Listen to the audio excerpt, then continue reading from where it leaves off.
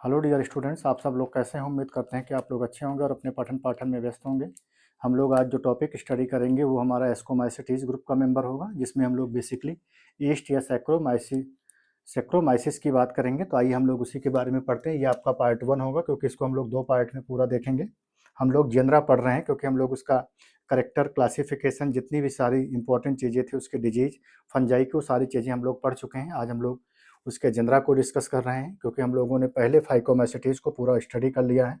तो उसके क्लासिफिकेशंस की बात करते हैं। जो हमारा ईस्ट अथवा सैक्रोमाइसीज होता है, इसको हम लोग शुगर फंजाई बोलते हैं, क्योंकि ये बेसिकली ग्रीक भाषा से मिल करके बना, जिसका मतलब साइक्रो और दूसरा माइसिस। साइक्रो मतलब शुगर, माइसिस का मतलब क्या हो गया, फंजाई। तो इसको हम लोग शुगर फंजाई बोलते हैं।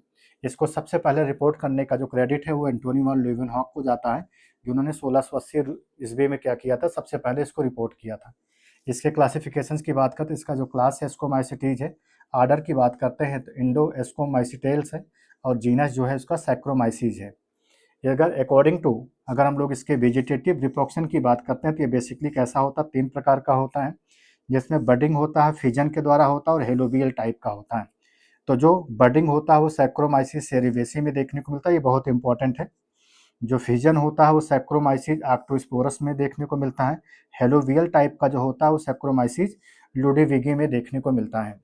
अगर इसके हैबिटेट की बात करते हैं तो लगभग इसकी 40 स्पीसीजेस को रिपोर्ट किया गया है। ये बेसिकली कैसे होती है, सैप्रोफिटिक नेचर की होती है।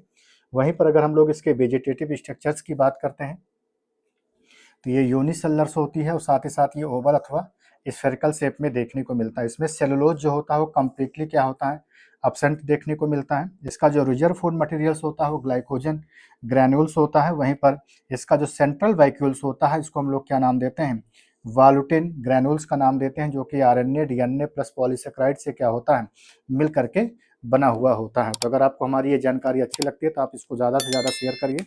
धन्यवाद, जय हिंद।